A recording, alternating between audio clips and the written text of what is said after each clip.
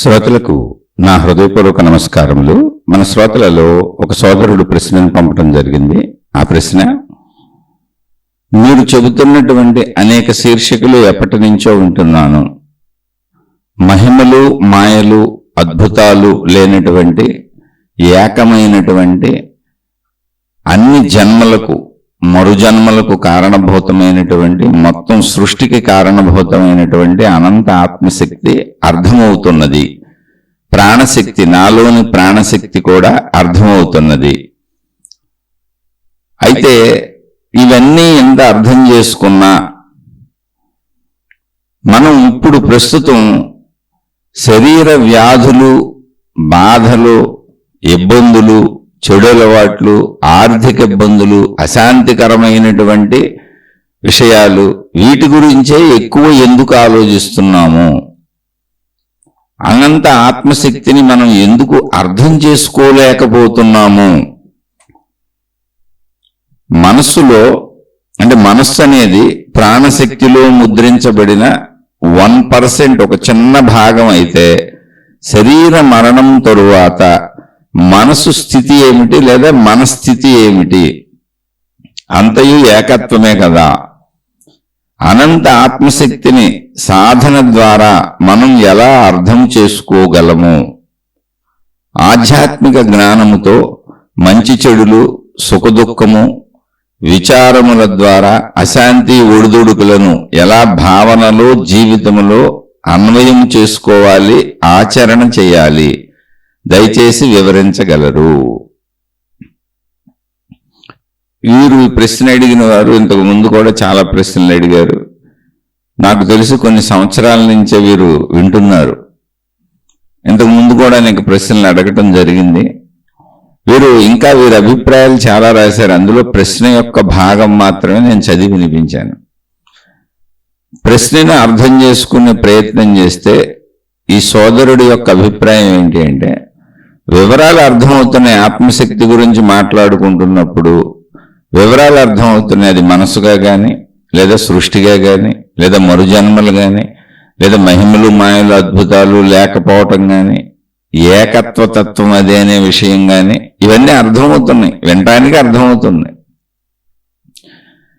ఇలా మన ప్రాణశక్తి అన్న అర్థమవుతుంది, అన్నీ అర్థమవుతున్నాయి. కానీ ఇవి ఎన్ని శీర్షికలు విని, ఎన్నిసార్లు ఎంత చదువుకొని, ఎన్ని గ్రంథాలు చదువుకొని, ఎంతో మంది మహాత్ములు చెప్పిన విషయాలు విని, అంటే వీరు ఇతర గురువులను కూడా చాలా మందిని చూశారు, ఇతర గ్రంథాలు కూడా చాలా చదివారు. ఇప్పుడు వాటితో పాటుగా ఈ శీర్షికలు కూడా వింటున్నారు. అప్పుడప్పుడు ప్రశ్నలు, సందేహాలు అడుగుతూ ఉన్నారు. వీలైనవి చెప్పగలిగినవి చెప్పుకుంటూ ఉన్నాం. ఇప్పుడు మళ్ళీ వీరు 1855వ శీర్షికను బహుశా విన్నట్టున్నారు. ఆ 1855వ శీర్షిక విన్న తర్వాత వీరికి అనిపించినటువంటి భావాలు అన్నీ బాగానే ఉన్నాయి, అన్నీ తెలుస్తున్నాయి. అంటే వింటే తెలుస్తున్నాయి, విన్నప్పుడు కరెక్ట్ అనిపిస్తున్నాయి. కానీ ఎందుకు శరీరపరమైనటువంటి విషయాలనే, అది కూడా వ్యాధులు, బాధలు, చెడు అలవాట్లు, ఆర్థిక ఇబ్బందులు, అశాంతికరమైన, మానసిక శాంతికరమైన విషయాలు, ఇవే ఎందుకు ఆలోచిస్తున్నాం? వీటి గురించి ఆలోచనలు ఎక్కువ ఎందుకు వస్తున్నాయి? అనంత ఆత్మశక్తిని ఎందుకు అర్థం చేసుకోలేకపోతున్నాం? ఇప్పుడు మనసు అనేది మీరు ప్రాణశక్తిలో ముద్రించబడినటువంటి ఒక చిన్న భాగం అని చెప్పారు. అంటే ఎవరి మనసు వాళ్ళకే.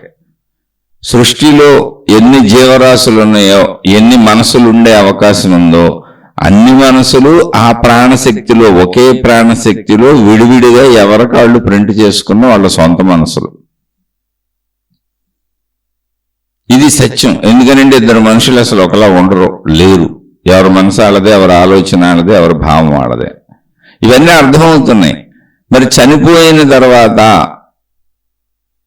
ఇది ఒక చిన్న 1%, అంటే మొత్తం అనంత ఆత్మశక్తి అంతులేనిదైతే అందులో ఒక చిన్న ధూళి కణములా, ఇసుక రేణువులా ముద్రించబడింది మన మనస్సు.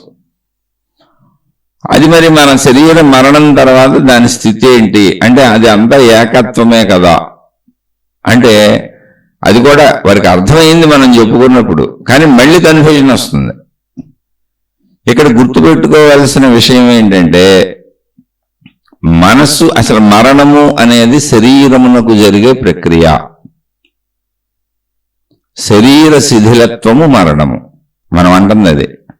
ఇప్పుడు ఈ మరణము, మనిషి చచ్చిపోయాడు ఇక లేడు, మనిషికి ఉండడు, మరణంతో మనిషి చనిపోయాడు వెళ్ళిపోయాడు ఇక లేడు అని భావించుకుంటుంది, భావిస్తున్నది, చెబుతున్నది, చెప్పుకుంటున్నది ఎవరు అంటే, నేను శరీరమని గాఢంగా నమ్మి జీవిస్తున్నటువంటి, ఎటువంటి ఆత్మజ్ఞానము ఆధ్యాత్మిక చదువు లేనటువంటి మామూలు సామాన్య మనుషులు. వాళ్ళు మతపరమైన మనుషులు కావచ్చు, వాళ్ళు దైవ భక్తులు కావచ్చు, కానీ ఆత్మజ్ఞానం వేరు, దైవభక్తి వేరు. నువ్వు ఏదో ఒక దేవుణ్ణి, నీకు నచ్చిన దేవుణ్ణి నువ్వు నమ్ముకోవచ్చు, పూజించుకోవచ్చు. ఏదో ఒక సినిమా యాక్టర్కి నువ్వు అభిమానిగా ఉంటావు, ఏదో ఒక రాజకీయ పార్టీకి నువ్వు అభిమానిగా ఉంటావు. ప్రపంచంలో అనేక రకాల విషయాలు ఏవో ఒకటి నీకు నచ్చుతూ ఉంటాయి. అలాగే ఆల్రెడీ మనం వచ్చేటప్పుడుగా ఇక్కడ మతాలు, మార్గాలు, విధానాలు, పద్ధతులు, గురువులు, అనేక రకాల సంస్థలు, ప్రచారాలు ప్రజల్ని వలలేసి గేలాలేసి చేపలను పట్టుకున్నట్టుగా పట్టుకోవడానికి బోల్డ్ మంది ఆల్రెడీ రోడ్ల మీద తిరుగుతున్నారు. నువ్వు వెళ్ళి ఏ దేవుడి దగ్గరికి వెళ్ళక్కర్లా, నిన్ను పట్టుకోవడానికి వాళ్ళే తిరుగుతున్నారు రోడ్ల మీద. ఇదొకటైతే, అసలు మనం పుట్టేటప్పటికే మనకు తెలియకుండానే మన ఇంట్లో మతం ఉంది. మతం మన ఎంపిక కాదు, దేవుడు మన ఎంపిక కాదు. ఆల్రెడీ మన ఇంట్లో మతం ఉంది. ఏదో ఒక మతాన్ని అనుసరిస్తూ, ఏదో ఒక దేవుణ్ణి ఆరాధిస్తూ, ఏదో ఒక ఆచార సాంప్రదాయాలను పాటిస్తూ మనుషులు ఉన్నారు. ఎవరు? మన తల్లిదండ్రులు. మన వరకు తీసుకుందాం, అందరికీ ఇదే వర్తిస్తుంది. ఉన్నప్పుడు ఇంకా మనం చేయగలిగింది ఏముంది? మనకు అదే సత్యముగా. ఎందుకని తల్లిదండ్రులేక మనకు అన్ని సమకూర్చేది. వాళ్ళని నిజంగా సత్యమని నమ్ముతాం. అసలు వాళ్ళు మన నిజ తల్లిదండ్రుల్లో కూడా మనకు తెలియదు. ఒకవేళ పిల్లలు పుట్టిన వాళ్ళు ఎవరినైనా, అప్పుడే పుట్టినటువంటి బిడ్డలను ఎవరన్నా దత్తత తెచ్చుకు పెంచుకున్నారు, అలాంటి వాళ్ళు నాకు చాలా మంది తెలుసు. ఎవరికి తెలియదు, సొంత బిడ్డ అని పెంచుతూ ఉంటారు. బిడ్డకు కూడా వాళ్ళు నా సొంత తల్లిదండ్రులే అనుకుంటారు. దీనికి ఆధారత ఏముంది? నేను ఈ తల్లికి పుట్టానని గర్భంలో ఉన్నప్పుడు మనకు తెలియదుగా. అటు పెంచుతున్నప్పుడు తల్లిదండ్రులు నేను తల్లిని, నేను తండ్రిని, వాళ్ళు నేర్పినని నేర్చుకుంటూ వచ్చాం. అలాగే వాళ్ళు ఒక మతం కూడా నేర్పేశారు. ఓ దేవుడు, ఒక దేవత, ఒక విధానం, ఒక పద్ధతి, ఒక ఆచారం, ఒక సాంప్రదాయం కూడా తల్లోకి ఎక్కించేశారు. మనం ఆచరిస్తామా లేదా కాదు. తల్లిదండ్రులు ఎలా తల్లోకి ఎక్కేశారో మన ఇంట్లో కట్టుకునే అలవాట్లు, తినే అలవాట్లు, లేచే అలవాట్లు, పడుకునే అలవాట్లు, తిరిగే అలవాట్లు, మాట్లాడే అలవాట్లు, ఇవన్నీ మనకు ఎలా అలవాటు అయినాయో అలాగే తల్లిదండ్రులు మనకి మతాన్ని కూడా అలవాటు చేసేసారు. అంటే ఇదంతా ఎందుకు చెప్పుకుంటున్నాం అంటే, మతం అనేది, దేవుడు అనేది ప్రస్తుతం మన ఎంపిక కాదు. అలాగే మనం తింటున్న తిండి కానీ, కట్టుకున్న బట్టలు కానీ, మనం మాట్లాడే తీరు కానీ, భాష కానీ, మన జీవన విధానం కానీ ఏది మన ఎంపిక కాదు. మన వాళ్ళు మనకు అలవాటు చేసింది. అలవాటు చేసిన వాటి ప్రకారం జీవిస్తూ అందులో ఉన్న అనేకములో కొన్నిటిని ఎంపికగా మలుచుకుంటున్నాం. ఇంతకీ ఇవన్నీ అలవాటుగా వచ్చినాయి అంతే. మీరు ఇప్పుడు కావాలంటే మళ్ళీ అలవాట్లు మార్చుకోవచ్చు. అలవాట్లు మార్చుకోవచ్చు కనుకనే ప్రపంచంలో ఏ మారుమూల మీరు ఎక్కడికి వెళ్ళండి, మంచోళ్ళు చెడ్డోళ్ళు అవ్వచ్చు, చెడ్డోళ్ళు మంచోళ్ళు అవ్వచ్చు, అలవాట్లు మార్చుకోవచ్చు కనుకనే, అన్నీ నేర్చుకోవచ్చు కనుకనే అసలు విద్య నడుస్తుంది. విద్య అంటే నేర్చుకోవటం, అలవాటు చేసుకోవటం. అంత జీవితం అంతా అలవాటు చేసుకుంటూ ఉంటాం అంతే. అయితే అలవాటు అయిపోయిన కొన్నిటిని నా సొంతం అనుకొని, ఇవి నా అలవాట్లు, నా గుణాలు, నా స్వభావాలు, నా ఇష్టాలు, నా అయిష్టాలు, నా కష్టాలు, నా బాధలు అనుకొని అవన్నీ కేవలం అలవాట్లు. ఏర్పరుచుకున్న స్థిర అభిప్రాయాలు ఎలా అలవాట్ల ద్వారా. ఇప్పుడు మళ్ళీ వాటిని మార్చుకోవచ్చు అనేది ఎప్పుడు ప్రపంచంలో ఉంది. ఆ విషయం తెలుసుకోండి. ఇంకోటి రెండు, ఇప్పుడు మనకి ఈ మతం నాది, ఈ శరీరం నాది, ఈ శరీరం నాది అనేది అనుభవం అనుకోండి, జీవిస్తున్నాం. ఈ దేవుడు నావాడు, ఈ మతం నాది, ఈ గ్రంథం నాది, నేను ఈ దేవుణ్ణి ఇష్టపడతాను, ఇవన్నీ అలవాటు అంతే. అలాగే ఈ తిండి ఇలా తింటాం, మాకు ఎలా అలవాటు అంటే మన ఇంట్లో అలవాటు అంతే. మనకు భిన్నంగా తినేవాళ్ళు బోల్డ్ రకాల వాళ్ళు ఉన్నారు. మనకు భిన్నంగా బట్టలు కట్టుకునేవాళ్ళు బోల్డ్ రకాల వాళ్ళు ఉన్నారు. మనకు భిన్నమైన భాషలు మాట్లాడేవాళ్ళు ప్రపంచంలో బోల్డ్ మంది ఉన్నారు, బోల్డ్ భాషలు ఉన్నాయి. అన్నింటిలోనూ భిన్నత ఉంది. కానీ అందరికీ అయిందేంటి? అలవాటు. కేవలం మొత్తం శరీరపర జీవితం అంతా అలవాట్ల మయం. ఇది అలాగే ఇప్పుడు మన సోదరుడు ఇక్కడ అడిగిన ప్రశ్నలో మనకు అన్నీ తెలుస్తున్నాయి. ఆత్మ గురించి మాట్లాడుకుంటే తెలుస్తుంది, మనం ఈ శీర్షికలు వింటుంటే తెలుస్తుంది, ఆ పుస్తకాలు చదువుకుంటుంటే తెలుస్తుంది, ఆత్మజ్ఞాన పుస్తకాలు, ఆత్మజ్ఞాన బోధలు, ఇదంతా ఏకశక్తి, ఇదంతా ప్రాణశక్తి, ఇటువంటివన్నీ తెలుస్తున్నాయి. పాపము, పుణ్యము, మరుజన్మలు, ఇవన్నీ అర్థమవుతున్నాయి. అందులో చక్కగా అన్నీ అర్థమవుతున్నాయి. ఈ మహిమలు మాయలు లేవు అనేది కూడా అర్థమవుతుంది. కర్మ సిద్ధాంతం అర్థమవుతుంది. మంచికి మంచి, చెడుకి చెడు, ఏ రోజు చేసింది ఆ రోజు వస్తుందని అర్థమవుతుంది. మరుజన్మకి అది క్యారీ అవుతుందని అర్థమవుతుంది. ఇవన్నీ వెంటంటే బాగానే ఉన్నాయి. కానీ అనంత ఆత్మశక్తి ఎరుక ఎందుకు స్థిరంగా ఉండిపోవట్లేదు? ఎందుకు అర్థం అవట్లేదు? అంటే ఇది అర్థం అవట్లేదు ఏంటంటే వింటే అర్థమవుతుంది, ఆచరణ ఎందుకు కుదరట్లేదు నాకు అంటే అలవాటు లేదు. సింపుల్, అలవాటు చేసుకోవాలి. ఒక ఏరియాలో వాళ్ళు రైస్ తింటారు, ఒక ఏరియా వాళ్ళు చపాతీ తింటారు, ఇంకో ఏరియా వాళ్ళు ఇంకోటి ఏదో తింటారు. అలా ప్రపంచంలో అనేక మంది అనేక రకాలు తింటారు. ఏది తింటున్నా ఉద్దేశం బతకడం. ఎక్కడ ఇవి పండుతాయి, అక్కడ అవి పండుతాయి, అక్కడ అవి పండుతాయి, ఎక్కడ ఇవి పండితే ఏవి దొరికితే అవి తింటున్నారు. ఆ దొరికే వాటిలో ఎవరి ఇష్టాలు వాళ్ళు ఏర్పాటు చేసుకున్నారు. ఇప్పుడు ఈ రైస్ తినేవాళ్ళు బాబాయ్ మేము చపాతీ తిని బతకలేమంటారు. అలవాటు లేదు. నువ్వు చపాతీనే తినాలి, నువ్వు రైస్ తింటే చచ్చిపోతావని చెప్పారనుకోండి, అత్యవసరం వచ్చిందని ఖచ్చితంగా చపాతీలు తింటారు. ఎందుకని ఇటు నుంచి అటు వెళ్ళిన వాళ్ళు చపాతీలు తిని బతుకుతున్నారు, అటు నుంచి ఇటు వచ్చిన వాళ్ళు రైస్ తిని బతుకుతున్నారు. అనేక మంది అనేక ప్రాంతాలకు వెళ్ళి అలవాట్లు మార్చుకుంటున్నారు. జీవితం మొత్తం అలవాట్లమయం. అలవాట్లే గుణాలు, అలవాట్లే స్వభావాలు, అలవాట్లే ఇష్టాలు, అలవాట్లే అయిష్టాలు, అలవాట్లే పనులు, అలవాట్లే జ్ఞానం. మన ఇది పని నేను చేయగలను, ఈ పని ఇలా చేయగలను, ఎంత విద్య నాకు వచ్చింది, ఎంత విద్య నేను నేర్చుకున్నాను, ఇదంతా కూడా అలవాటే. మళ్ళీ జ్ఞానం కూడా అలవాటే. అలవాటు అంటే ఏంటి? రోజూ చేసే పని. ఇక్కడ ఎందుకు ఆత్మశక్తిని మనం అర్థం చేసుకోలేకపోతున్నాం అంటే అర్థమైంది. ఇక్కడ వీరి భావన ఏంటంటే ఎందుకు దానిని ఏకత్వ భావనలో, ఆత్మశక్తి భావనలో ఎందుకు జీవించలేకపోతున్నాం, ఆ ఏకత్వ భావనలో ఎందుకు ఉండలేకపోతున్నాం? ఆలోచనలన్నీ అంతసేపు శరీరపరమైన ఆలోచనలు, వ్యాధులు, బాధలు, చెడులు, మంచులు, అశాంతి, డబ్బు, ఈ లోక పోకడకు సంబంధించినవి ఎందుకు ఆలోచిస్తున్నాం? ఇవన్నీ వదిలేయలేకపోతున్నాం ఏంటి? ఎందుకని అంటే అది బాగా అలవాటు. శరీరంతో చిన్నప్పటి నుంచి అదే చేసాం. శరీరం లోకంలోనే ఉంటుంది. ఇందులో పెద్ద విశేషమైన విషయం అసలేమీ లేదు. మహిమ లేదు, మాయ లేదు. భగవద్గీత మొత్తం చెప్పుకుంటూ వెళ్ళిపోతున్నప్పుడు అర్జునుడు కృష్ణ భగవాను అడుగుతాడు, అయ్యా నువ్వు చెప్పిందంతా నాకు అర్థమైంది, కానీ నేను ఆ స్థితిని ఎందుకు పొందలేకపోతున్నాను, నేను ఆ స్థితిని ఎలా పొందాలి అంటే అభ్యాసేనుతు కౌంతేయ అన్నాడు. అంటే రోజు ప్రాక్టీస్ చేయటం వలన. అభ్యాసం అంటే రోజు ప్రాక్టీస్ చేయటం వలన.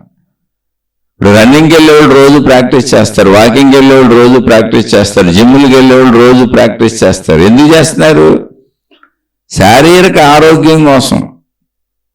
అలా రోజు ఏది ప్రాక్టీస్. క్రికెట్ ఆడేవాళ్ళు రోజు ప్రాక్టీస్ చేస్తారు, వాలీబాల్ ఆడేవాళ్ళు రోజు ప్రాక్టీస్ చేస్తారు. ఏ రంగంలో వాళ్ళు ఆ రంగంలో రోజు ప్రాక్టీస్ చేస్తుంటేనే ఆ నిపుణతను సాధిస్తారు. కానీ మనం రోజు చేసే ప్రాక్టీస్ ఏంటి? అసలు లేవగానే మెలకువ అంటే ఏంటి? శరీరం నేను దీన్ని ప్రాక్టీస్ చేసుకుంటున్నాను. ఈ శరీర పరిమితి శరీరం నేను, నా భార్య, నా పిల్లలు, చక్కలతో కబుర్లు చెప్పుకోవటం, వీళ్ళతో కాపురాలు చేసుకోవటం, ఆ పిల్లలతో కబుర్లు చెప్పుకోవటం. ఇది తప్ప రైట కాదు. ఏది అలవాటు చేసుకుంటున్నాం, ఏది అభ్యాసం చేసుకుంటున్నాం. అభ్యాసేనుతు కౌంతేయ. కౌంతేయ అంటే కుంతీ పుత్రుడా. ఇప్పుడు కృష్ణ భగవానుడు అంతటోడు అంత భగవద్గీతను బోధించి దగ్గరుండి అంత యుద్ధం చేయించి ఎంతో మందిని యుద్ధాలలో సంహరించినటువంటి దైవము అని పూజింపబడుతున్నటువంటి అంత అద్భుత మూర్తి. నేను దాన్ని నీకు ఇచ్చేస్తాను, నీ చేయి మీద పెట్టి, నీ తల మీద చేయి పెట్టి నీలోకి మోక్షాన్ని పంపేస్తాను, నీలో ఆత్మశక్తిని పంపేస్తాను, అలా మహిమల మాయల అద్భుతాలతో వచ్చేస్తుందని చెప్పలా. అయ్యా నాకు తెలుసు కాబట్టి నేను చెబుతున్నాను, చెప్పగలను. ఆ స్థితిని నువ్వు పొందాలంటే ఎలా పొందాలని అడుగుతున్నావు కదా. అభ్యాసేనుతూ రోజు ప్రాక్టీస్ చేసుకోమని. ఆ భావాలను రోజు మననం చేసుకో, కూర్చో. నేను ఆత్మనని అనుకో, శరీర భావాలను తగ్గించుకో, ఆత్మభావాలను పెంచుకో. దానికోసమే ధ్యానాలు, తపస్సులు, దానికోసం ఈ శీర్షికలు, ఇలా మాట్లాడుకోవటాలు, దానికోసమే అనేక ఆత్మజ్ఞాన గ్రంథాలు. నువ్వు ఆత్మానుభూతికి సంబంధించినటువంటి విషయాలను ఏం వింటున్నావో వాటిని నీలో స్థిరపరుచుకునేలా సాధన చేసుకో. ఎక్కడైనా అంతే. మనం సాధన ఎక్కడ చేసాం? అసలు సాధన ఎక్కడ చేస్తున్నాం అంటే నేను పర్సనల్ విషయాలలోకి వెళ్ళకూడదు, మామూలుగా చెబుతున్నా. ఈ ప్రశ్న అడిగినటువంటి సోదరుడు ఒక సందర్భంలో నాకు ఆయనే తెలియజేసిన విషయం ఆయన మెయిల్ ద్వారా పెట్టారు. నా భార్య నేను పలానా వైపు యాత్రలు చేసుకుంటూ వచ్చాం, మీరున్న వైపు కూడా వచ్చాం, మేము ఇలా తిరుగుతూ ఉంటాం, అప్పుడప్పుడు ఇలా యాత్రలకు వెళుతూ ఉంటాం, ఇలా ఉంటాం. మంచిదే, భార్యాభర్తలు చక్కగా ఉండాలి, కుటుంబ సభ్యులు చక్కగా ఉండాలి, అన్యోన్యంగా ఉండాలి, హాయిగా ఉండాలి, ఇవన్నీ ఓకే. కానీ ఇవన్నీ ఏం పెంచుతున్నాయి? శరీర భావాన్ని పెంచుతున్నాయి, ప్రాపంచిక భావాన్ని పెంచుతున్నాయి. నేను శరీరం అనే భావం పెరిగినప్పుడు అనారోగ్య బాధలు ఆలోచిస్తాం, నేను శరీరం అనే భావం ఉన్నప్పుడు ఆర్థిక బాధలు ఆలోచిస్తాం. ఇప్పుడు ఇవన్నీ తిరిగి రావాలి, హాయిగా బతకాలి, చక్కగా బతకాలి, లోటు లేకుండా బతకాలి, ఇబ్బంది లేకుండా బతకాలి, బాధపడకుండా బతకాలి, నేను నా కుటుంబం అందరూ సంతోషంగా ఉండాలంటే డబ్బు కావాలి. అందుకని ఆర్థిక సమస్యలు ఆలోచించుకుంటాం, ఆర్థికతను ఎలా పెంచుకోవాలో ఆలోచించుకుంటాం. అందరూ కుటుంబ సభ్యులు అందరూ సుఖంగా హాయిగా సంతోషంగా ఉండాలంటే ఆరోగ్యం కావాలి. అందుకని అనారోగ్యాల గురించి ఆలోచించుకుంటాం. ఈ చెడు అలవాట్లు ఉండకూడదు, అందుకని చెడు అలవాట్ల గురించి ఆలోచిస్తాం. మంచి ఉంటేనే ఆనందంగా బతకగలుగుతాం. మనం శరీరముతో బ్రతుకుతున్నప్పుడు శరీరపరమైన భావాలు నిజమే. అసలు శరీరపరమైన భావాలకి ఎవరు ఏ ప్రాక్టీస్ చేయక్కర్లా, ఆల్రెడీ శరీరంతో ప్రాక్టీస్ జరిగిపోతుంది. కంటితో చూడటం శరీర భావం పెంచుద్ది, చెవితో వినటం శరీర భావం పెంచుద్ది, ముక్కుతో వాసన చూడటం శరీర భావం పెంచుద్ది, నోటితో మాట్లాడటం శరీర భావం పెంచుద్ది, తినటం శరీర భావం పెంచుద్ది, రుచి శరీర భావం పెంచుద్ది, స్పర్శ శరీర భావం పెంచుద్ది, బంధాలు బంధుత్వాలు బాంధవ్యాలు నిత్యము నేను శరీరం శరీరం శరీరం అనే భావాన్ని పెంచుతూ ఉంటాయి. ధన సంపదలో శరీర భావాన్ని పెంచుతూ ఉంటాయి, వృత్తి వ్యాపార ఉద్యోగాలు శరీర భావాన్ని పెంచుతూ ఉంటాయి. అసలు నిత్యము మెలకువ నుంచి గాఢ నిద్ర వరకు మనం చేసే ప్రతి పని శరీర భావాన్ని పెంచుతూ ఉంటుంది. ఆఖరికి మలమూత్ర విసర్జనలతో కాలకృత్యములతో సహా శరీర భావాన్ని ఎవరు సాధన చేయక్కర్లా, జీవించటమే శరీర భావాన్ని పెంచుకునేటువంటి ప్రక్రియ జరుగుతుంది.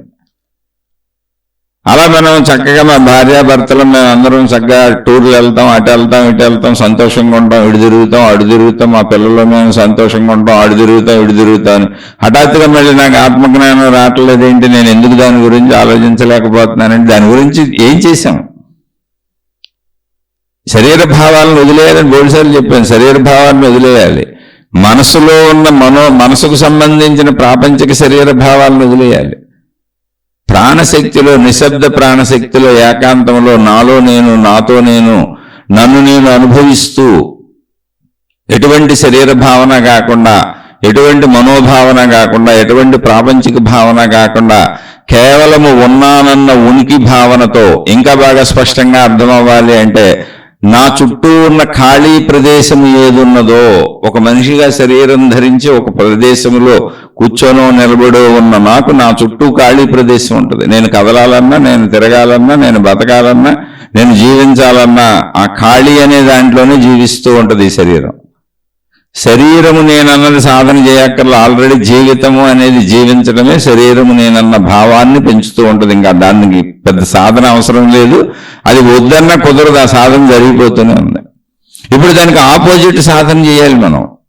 శరీర భావాలను ఆపేసి మనోభావాలను ఆపేసి ప్రశాంతంగా కూర్చుంటే ఏంటి, శరీరం నేనన్న భావన ఉంది కదా, మనసులో కొన్ని కూర్చున్నాను, శరీరం కదపలేదు, మనసులో అన్ని శరీర భావాలు, ప్రాపంచిక విషయాలు, ధన సంపదలు, ఆరోగ్యాలు, మంచి చెడులు, అనారోగ్యాలు ఇవే కదా కదులుతున్నాయి, అన్ని శరీర భావాలే కదా. అంటే వాటన్నింటినీ ఆపేసి అనంత ఆత్మశక్తిని సాధన ద్వారా తెలుసుకో. ఎందుకంటే ప్రశ్న అడిగారు, అనంత ఆత్మశక్తిని సాధన ద్వారా మనం ఎలా అర్థం చేసుకోగలం? నేను ప్రతి శీర్షికలో రోజు చెబుతున్నా, కొంత సమయం మిగిల్చుకోండి.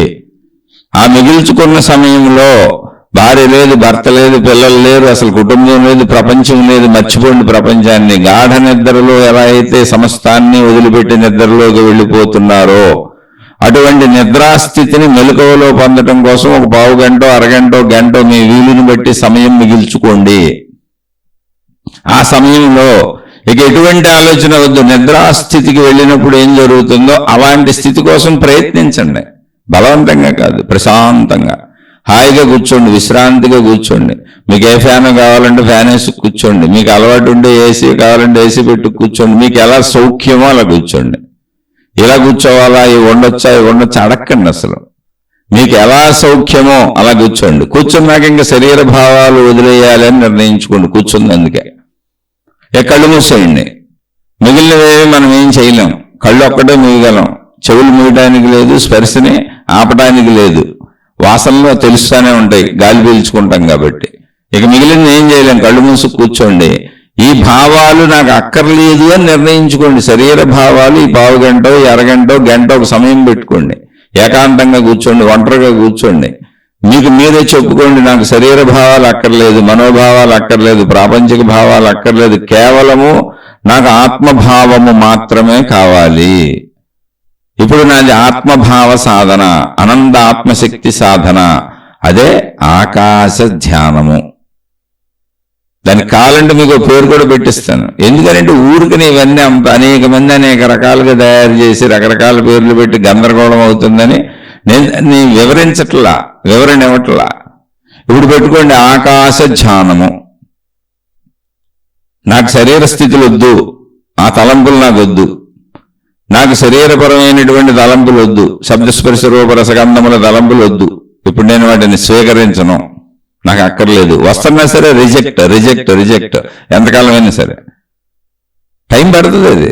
అలాగే నాకు ఇప్పుడు మనోపరమైన తలంపులు వద్దు. మనసులో ఏముంది, మొత్తం ప్రాపంచిక విషయాలున్నాయి, శరీరపరమైన విషయాలున్నాయి. నేను అనుభవించిన అనుభవాలు అంత పాత చింతకాయ పచ్చడి ఉంది. నాకు వద్దు ప్రాపంచిక తలంపులు వద్దు, శరీర తలంపులు వద్దు, మనో తలంపులు వద్దు. ఎటువంటి శరీరపరమైన ప్రాపంచికపరమైన పరిమిత తలంపులు వద్దు. ఏక తలంపు, ఒకే ఒక్క తలంపు నేను సాధన చేసుకుంటున్నా. ఏంటి ఆ తలంపు? ఆత్మశక్తి సాధన. ఏంటి ఆత్మశక్తి సాధన? ఏమీ లేదు, ఆకాశ ధ్యానము. నువ్వు ఆకాశంలో, నీ చుట్టూ ఉన్న ఆకాశం అంటే నీ చుట్టూ ఉన్న ఖాళీ. ప్రతి మనిషి ఎక్కడో చోట నుంచొని ఉంటాడు, ఎక్కడో చోట కూర్చొని ఉంటాడు. ఎక్కడో చోట మనం ఉండాలి. నువ్వు పడుకొని ఉంటావో, కూర్చొని ఉంటావో, నుంచొని ఉంటావో, నీ ఇష్టం. నువ్వు ఎలా ఉన్నా నాకు అభ్యంతరం లేదు. మెలకువలో ఉండంతే. నిద్రపోతే నిద్రలో ఆటోమేటిక్గా జరుగుతుంది రోజు అదే. ఆకాశ ధ్యానానికి వెళ్ళిపోతున్నాం. ఆకాశ స్థితి, ప్రాణశక్తి స్థితి, ఆత్మశక్తి స్థితి, ఆ ఆకాశతత్వంలో లీనమైపోతున్నాం. అది మనలోనే ఉన్న మన ఆకాశతత్వం, అదే మన ప్రాణశక్తి.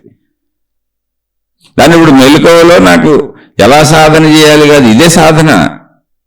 అలవాటు చేసుకోండి అంతే. అన్నీ అలవాటు చేసుకున్నాం. తినడం అలవాటు చేసుకున్నాం, తాగడం అలవాటు చేసుకున్నాం, బట్టలు కట్టుకోవడం అలవాటు చేసుకున్నాం, భార్యాభర్తలు కబుర్లు అలవాటు చేసుకున్నాం, సంసార జీవితం అలవాటు చేసుకున్నాం, పిల్లలు, ఇల్లు, డబ్బు, ఆర్థిక సమస్యలు ఇవన్నీ అలవాటు చేసుకున్నాం. ఎందుకు వీటి గురించి ఆలోచిస్తున్నాము అని ప్రశ్నేసినప్పుడు మనం వీటిని అలవాటు చేసుకున్నాం కనుక ఆలోచనలు వస్తున్నాయి అంతే. అవే అలవాటు చేసుకున్నాం, అందుకని ఆలోచనలు వస్తున్నాయి. అది ఆలోచనలు రమణ మహర్షికి రాలా. మనకు వచ్చిన ఆలోచనలు రమణ భగవానులకు రాలా. ఎందుకని రాలేదంటే ఆయన అలవాటు చేసుకోవాలా. ఆయన ప్రాక్టీస్ చేశారు. ఎప్పుడు 14 ఏళ్ల వయసు నుంచి వచ్చి మళ్ళీ వెనక్కి వెళ్ళి ఒకసారి మీకు కుదిరితే రమణ భగవానుల మీద ఎన్ని పుస్తకాలు ఉన్నాయి అన్ని పుస్తకాలు చదవండి, మొత్తం చదవండి. అలాగే ఒక నిసర్గదత్త మహారాజు, ఆయన ఇందు కూడా చదవండి. ఏం చేయాలి? నిసర్గదత్త మహారాజుకి కుటుంబం ఉంది. ఆయనకు బడ్డీ కొట్లు ఉన్నాయి, సిగరెట్లు బీడీలు అమ్మేటువంటి బడ్డీ కొట్లు. ఉదయం లేచేవాళ్ళు ఆయన బడ్డీ కొట్టు ఓపెన్ చేసి కూర్చునేవాళ్ళు. వెళ్ళి సిగరెట్లు అమ్మేవాళ్ళు, బీడీలు అమ్మేవాళ్ళు. వచ్చిన వాళ్ళు కస్టమర్లు కొనుక్కొని వెళ్ళేవాళ్ళు. అలా కుటుంబ సభ్యులు వచ్చే వరకు ఆయన అక్కడ కూర్చునేవాళ్ళు. ఉదయం అవన్నీ చేసి పనులన్నీ చేసుకున్నాక కుటుంబ సభ్యులు ఎవరో ఒకళ్ళు ఆ షాపు దగ్గరికి వచ్చేవాళ్ళు. అప్పుడు ఆయన లేచి ఇంటికి వెళ్ళిపోయేవాళ్ళు. ఇంట్లో ఆయన ఏకాంతంగా చిన్న జాగా పెట్టుకున్నారు. చాలా చిన్న జాగా అసలు. అదేం పెద్ద బిల్డింగులు కాదు. ఆయన చాలా లేని, ఆయన బడ్డీ కొట్లు, సిగరెట్లు, బీడీలు అమ్ముకుంటున్నారండి. అంత లేని స్థితి. చక్కగా అక్కడికి వెళ్ళి అక్కడ ఆయనకి సంబంధించి ఆయనకి విషయం చెప్పిన, నువ్వు అనంత ఆత్మస్వరూపుడివి, నువ్వు ఎప్పుడూ ఆత్మభావన చేసుకుని నేను శరీరాన్ని అనే భావాన్ని పెంచుకోబాకని చెప్పిన గురువు గారు ఉన్నారు. ఆ గురువు గారు ఫోటో దగ్గర ఒక దీపం వెలిగించి ఒక అగరత్తి వెలిగించేవాళ్ళు. మేలకుండా అక్కడ కూర్చునేవాళ్ళు అంతే. ఇంకా కళ్ళు మూసుకునేవాళ్ళు, కళ్ళు తెరిసేవాళ్ళు, ఆయన ఇష్టం. కానీ భావన ఏంటి? నేను అనంత ఆత్మస్వరూపుడను. ఆత్మశక్తి ఏంటి? అది ఆకాశతత్వమే ఆత్మశక్తి. ప్రాణశక్తి ఎలా ఉంటుంది? ఆకాశం వలే ఉంటుంది. కాబట్టి ఆకాశం అంటే ఏంటి? నా చుట్టూ ఉన్న ఖాళీ ఆకాశమే. నేను మాంస పదార్థంతో, శరీరంతో, ఘనత్వంతో ఉండే ఆకాశం ఖాళీ శూన్యం అని భావించుకుంటున్నాను. కానీ శక్తి అదే. అనంత ఆత్మశక్తి అదే, నాలో ఉన్న ప్రాణశక్తి అదే. నాలో ఉన్న ప్రాణశక్తిని చిదాకాశము అంటారు, బయట ఉన్న దాన్ని మామూలు ఆకాశము అన్నాము, అది మహాకాశము. నాలో ఉన్న చిదాకాశము బయట ఉన్న ఆకాశము కలవకుండా నాకు అడ్డుపడుతున్న భావన నేను శరీరం అన్న భావన. కాబట్టి ఈ భావాన్ని తీసేస్తున్నాను, ఈ శరీరము నేనన్న భావాన్ని తీసి ఆకాశతత్వపు శక్తి భావాన్ని, అంటే ఆ శూన్యతని, నా చుట్టూ ఉన్న ఖాళీలో నేను కరిగి కలిసిపోతున్నాను. ఇప్పుడు శరీర భావాన్ని వదిలేస్తున్నాను, కరిగిపోతున్నాను, ఆకాశంలో కలిసిపోతున్నాను. ఆకాశంలో కలిసిపోయింది, అది ఆకాశ ధ్యానం చేయండి. ఆకాశ ధ్యానం చేయండి, అది శక్తి ధ్యానం. శూన్య ధ్యానం చేయొద్దు. శూన్య ధ్యానం అంటే అక్కడ ఏమీ లేకపోవటం కాదు, ఆకాశ ధ్యానము. ఆకాశం అనేటువంటి సర్వవ్యాపక శక్తి, ఆకాశ తత్వం ఉంది అక్కడ, అందులో సృష్టి మొత్తం ఇవిడి ఉంది. సృష్టిలోకి జీవుడుగా ఉన్న మనం ఇప్పుడు ఆకాశంలోనే ఉన్నాం కనుక ఆకాశతత్వాన్ని ధ్యానం చేస్తున్నాం. ఆ ఆకాశంలో ఎమిడిపోండి, కరిగిపోండి, కలిసిపోండి. ఆకాశ స్వరూపం అయిపోయి భావం స్థిరపడే వరకు ఆ భావగాఢతని పెంచుకుంటూ ఉండండి, అంతే ధ్యానం. ఇంతేనా? ఇంత సింపుల్ మేము చేయలేము, మనకు తలకిందులకు ఏదో ఒకటి చెప్పాలి, మాయలు చెప్పాలి, మాయలు చెప్పాలి, శరీరంతో చేసేవి చెప్పాలి, లేదా డబ్బులు కట్టేవి చెప్పాలి, ఫీజులు కట్టేవి చెప్పాలి, అటెళ్ళమని చెప్పాలి, ఇటెళ్ళమని చెప్పాలంటే ఏం ఉండదు. అవన్నీ శరీరపరమైన భావాలు పెంచుతాయి. నువ్వు ప్రార్థనాలయాలకు వెళ్ళు, అక్కడ ప్రదక్షిణ చేయి అంటే అవి తప్పని నేను అంటలా, అవన్నీ నీ శరీర భావాన్ని పెంచుతాయి. ఎందుకని శరీరంతో చేసే క్రియలు. మనోక్రియ కూడా ఆగిపోవాలి. ఇప్పుడు నీ ఆకాశ ధ్యానంలో ఆకాశ స్థితిని భావించుకుంటూ ఆకాశంలో కరిగిపోయావు అనుకో, ఏమంటే అది మనసుతో చేస్తున్నట్టే కనపడుతుంది, కానీ అక్కడ మనసు ఉండదు. ఎందుకంటే అక్కడ పదార్థమే లేదు. మనసు కూడా ఆకాశతత్వంలో లీనమైపోద్ది. అది అనంత ఆత్మశక్తి స్థితి. దాన్ని ఎప్పుడు అలవాటు చేసాం? దాన్ని ఎక్కడ అలవాటు చేసాం? దాన్ని ఎంత సాధన చేసాం? ఎంత సాధన చేయాలి అంటే, ఒక శరీరంతో మనం ఉదయం లేచిన దగ్గర నుంచి మెలకువలో ఉన్నంతసేపు రాత్రి గాఢ నిద్రపోయే వరకు 16 గంటల సమయం సుమారుగా మనం చేస్తున్న ప్రతి పని శరీర భావాన్ని పెంచుద్ది. అదేదైనా కుటుంబంతో కావచ్చు, వృత్తి వ్యాపార ఉద్యోగాలు కావచ్చు, బయట కావచ్చు, ఇంకోటి కావచ్చు. ఆ శరీర భావాన్ని పెంచేవి రోజు చేసుకుంటున్నాం. ఆహారం తినకుండా బతకడం కుదరదు, చచ్చిపోతాం తినపోతే. ఆహారం తిన్నప్పుడల్లా శరీర భావం పెరుగుద్ది. దాన్ని సంపాదించి మళ్ళీ ఆహారం తినడానికి అవసరమైన వృత్తి వ్యాపారాలు, డబ్బు సంపాదించుకోవాలి, శరీర భావం పెరుగుద్ది. అందుకని ధనప ఆలోచనలు వస్తాయి. ఆహారం తింటున్నప్పుడు ఆరోగ్య అనారోగ్య ఆలోచనలు వస్తాయి. కుటుంబం ఉంది కనుక కుటుంబపు సుఖ దుఃఖ ఆలోచనలు వస్తాయి, మంచి చెడు ఆలోచనలు వస్తాయి. ప్రజల మధ్యలో ఉన్నాం కనుక వార్తలన్నీ తెలుసుకుంటున్నాం కనుక, వార్తలన్నీ వింటున్నాం కనుక, ప్రపంచాన్ని చూస్తున్నాం కనుక మంచి చెడు అంతా తెలుస్తూ ఉంటుంది. మీకు తెలుసో తెలీదో, నేను జీవితకాలం మౌనం పెట్టుకుని 5 సంవత్సరాలు. ఈ 5 సంవత్సరాలు నా కుటుంబానికి అవసరమైనటువంటి కిరాణా సరుకులో, కూరగాయలు, మందులో ఎప్పుడన్నా అవి తెచ్చుకోవడానికి బయటకు వెళ్తాం. మా పిల్లలు ఎప్పుడైనా ఇంటికి వస్తే, ఎందుకంటే దూరంగా చదువుకుంటున్నారు, వాళ్ళ అవసరార్థం ఏదైనా పనులకు వాళ్ళు వెళ్దామంటే ఏ సినిమాకో, ఏ బయటకో, ఏ పార్కుకో వాళ్ళతో పాటు వెళ్ళటం తప్ప ఒక్క ప్రాపంచిక విషయం కూడా నేను అసలు తెలుసుకోలేదు. నేను అసలు న్యూస్ చూడను, న్యూస్ వినను. నేను జాములుగా కూడా చిన్నప్పటి నుంచి అసలు పేపర్లు చదవను, న్యూస్ వినను. అలాగే ఒక్క పక్కింటి వాళ్ళ విషయం కానీ, ఒక్క ఎదురింటి వాళ్ళ విషయం కానీ అసలు నేను తెలుసుకొని నాకు అక్కర్లేదు. ఈ జీవితకాలం మౌనం పెట్టుకున్నాక అసలు ఎవరిని మా ఇంటికి రావద్దన్నా నేను ఎవరింటికి వెళ్ళటలేదు. అంటే ఏంటి విధానం? ఇప్పుడు ఈ 5 సంవత్సరాల్లో నా మనసు ఖాళీ అయిపోయింది. ఇంతకుముందు నాకు బోల్డ్ మంది తెలుసు. ఇప్పుడు వాళ్ళ వివరాలు తెలియట్లేదు, వాళ్ళ విశేషాలు తెలియట్లేదు, వాళ్ళతో నేను మాట్లాడట్లేదు, వాళ్ళు నాతో మాట్లాడట్లేదు. ఇలా రోజు వివరాలు తెలుసుకుంటూ, విషయాలు తెలుసుకుంటూ నింపుకుంటున్నాం. నేనే నింపుకునేవాడిని, నాదే చెబుతున్నా, మీ గురించి నాకు తెలీదు. అందుకని ఎంతో మంది నా లోపల ఉండేవాళ్ళు, వాళ్ళ విషయాలు, వాళ్ళ విశేషాలు, వాళ్ళ మంచులు, వాళ్ళ చెడులు, వాళ్ళు ఎలా చేశారు, వాళ్ళు అలా చేశారు, వీళ్ళకి సాయం చేద్దాం, వాళ్ళకి మంచి చేద్దాం, లేదా వీళ్ళు చెడు చేశారు, వాళ్ళు మంచి చేశారు, ఇలాంటి విషయాలతో నిరంతరం జీవితం చర్చలతో గడిచిపోయేది. పనికి రాని విషయాలతో గడిచిపోయేది. మొత్తం ప్రాపంచికమైన బయట మనుషులతో జీవితకాలం ముగిసిపోయేది. అలాగే గడుపుతున్నారు అందరూ. ఇప్పుడు అనుకోకుండా నా కుటుంబ పరిస్థితుల్లో వచ్చినటువంటి ఘర్షణల వలన, మళ్ళీ నేను ఇదేదో ఆధ్యాత్మికత ప్రేమతో పెట్టుకోలేదు, కేవలం ఘర్షణల వలన మొత్తం సమస్తం వదిలేశాను. డబ్బును వదిలేశాను, మనుషులను వదిలేశాను, వ్యాపారాలు వదిలేశాను, సమస్తం వదిలేశాను. కేవలం నేను, నా భార్య, నా కుమార్తె, నా కుమారుడు ఉన్నాం అంతే. నా భార్య తల్లిగారిని చూసేవాళ్ళు ఎవరు లేరు. ఆవిడికి 75 ఏళ్ల పైబడిన వయసు. ఆవిడ్ని మా ఇంట్లో ఉంచుకున్నాం. ఇక ఈ 5గురు అంటే మా పిల్లలిద్దరూ, నేను, నా భార్య, మా అత్తగారు. నా పిల్లలిద్దరూ దూరంగా ఉంటున్నారు, అసలు మా ఇంట్లో ఉండరు. వాళ్ళు చదువుకుంటున్నారు, దూర ప్రాంతాల్లో ఎప్పుడన్నా వస్తారు. వాళ్ళు వచ్చినప్పుడు అంతే, లేదా ఎప్పుడన్నా ఫోన్ మెసేజ్లో జస్ట్ 1 నిమిషం 2 నిమిషాలు బాగున్నారా, బాగున్నాం, అంతే, అయిపోయింది. వాళ్ళ అవసరాలకు ఏదైనా ఉండి చేసి పెట్టడం. ఇక మా అత్తగారు, నేను, నా భార్య దీంతో వండి పెడుతుంది. ప్లస్ మేమందరం ఒకే చోట పక్క పక్కన ఉండేటువంటి అవసరత కూడా లేదు. మా ఇల్లు నేను నిర్మించుకున్నప్పుడు 3 అంతస్తులుగా నిర్మించుకున్నాను. అప్పుడు పరిస్థితుల్లో అవసరమైంది, ఎందుకంటే మా ఇంట్లో ఆఫీసులు ఉండే, ఆఫీసు నడిచేది ఒక 50-60 మంది ఉండేవాళ్ళు. అందుకని ఒక ఫ్లోర్ మొత్తం ఆఫీస్ ఉండేది. కుటుంబం ఉండడానికి దానిపైన ఇంకో ఫ్లోర్ వేసుకున్నాను. తర్వాత పిల్లలు పెద్దవాళ్ళు చదువుకుంటున్నప్పుడు వాళ్ళ చదువులకు ఇబ్బంది కలిగించకూడదు. మా ఇంటి నిండా నిరంతరం జనం తిరుగుతూనే ఉంటారు, 100,000 మందితో సంబంధ బాంధవ్యాలు. రోజు లేచిన దగ్గర నుంచి మనుషులే, కోట్ల రూపాయలతో వ్యాపారాలు. అందుకని పిల్లల చదువులకు ఇబ్బంది అవుతుందని మా ఇంటి పైనే, అంటే కిందేమో ఆఫీసు, దానిపైన ఒక ఫ్లోర్ వేసాను ఇల్లు కుటుంబం ఉండటానికి. తర్వాత పిల్లల చదువులు కొంచెం పెద్దగా ఇంటర్మీడియట్కి వచ్చేటప్పటికి పిల్లల చదువులకు ఇబ్బంది ఉండకూడదు, ఆ పైన ఇంకో ఫ్లోర్ వేసాను. అప్పుడు వ్యాపారాలు ఉన్నాయి, ఆర్థిక స్థితిగతులు బాగున్నాయి. ఇప్పుడు 3 ఫ్లోర్లు ఇల్లు ఉంది.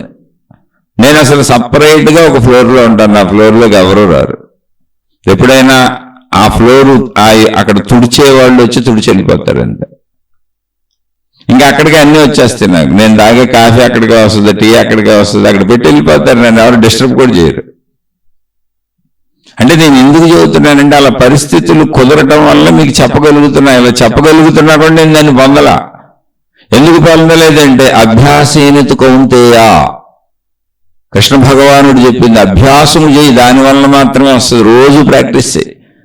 ఏం ప్రాక్టీస్ చేయాలి? నేను అనంత ఆత్మశక్తిని అన్న ఆ ఆత్మశక్తి గురించి భగవద్గీతలో నేను బోధించిన విషయాలు బోల్డ్ ఉన్నాయి కదా అర్జున, అన్ని చెప్పాక నీకు ఆత్మశక్తి ఎలా ఉంటుందని. అందరూ ఆత్మస్వరూపులేని, నేను ఆత్మస్వరూపుడు, నువ్వు ఆత్మస్వరూపుడు, సృష్టి అంతా ఆత్మమయమే, సర్వం ఆత్మమయం జగత్ అని భగవద్గీతలో ఎంత బోధించే కదా.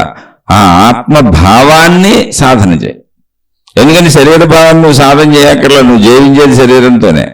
ఇక మామూలుగా జీవించుకుంటూ వెళ్ళిపో, అక్కడ మంచిగా జీవించు చాలు అంతే. ఇంకా గొడవ వదిలే. అది ఎప్పుడు దాని చింతన చేసేసుకుంటుంది శరీరం. దానికి ఏం కావాలో ఆకలి రూపంలో తెలుస్తుంది, ఆకలి పుడుతుంది. అందుకని అది ఆహార విషయాలు అదే మననం చేసుకుంటుంది, అందులో ఇష్టాయిష్టాలు మననం చేసుకుంటుంది, నిరంతరం ఆ విషయాలు ఆలోచించుకుంటుంది. వాటన్నింటికి అలా బ్రతకడానికి డబ్బు కావాలి కాబట్టి ఆర్థిక విషయాలు ఆలోచించుకుంటుంది. ఆర్థిక విషయాలను మళ్ళీ జాగ్రత్తగా దాచుకొని నిలబెట్టుకోవాలి కాబట్టి పొదుపు విషయాలు ఆలోచించుకుంటుంది, కష్ట నష్టాలు ఆలోచించుకుంటుంది, లాభ నష్టాలు ఆలోచించుకుంటుంది. మనం మరి శరీరంతో బతుకుతూ తింటూ తాగుతూ అనేక పనులు చేస్తున్నాం కాబట్టి ఆరోగ్య అనారోగ్య విషయాలు ఆలోచించుకుంటుంది. ఇవన్నీ ఎందుకు ఆలోచిస్తున్నామని అడగొద్దు. అసలు శరీరంతో జీవించడమే అవన్నీ ఆలోచనలు వచ్చేస్తాయి, రాకుండా జీవించడం కుదరదు. కాబట్టి శరీర భావాలు అవి సహజం. శరీరం ఉన్నంత వరకు అవి నడుస్తూనే ఉంటాయి, వదిలే పట్టించుకోబాక.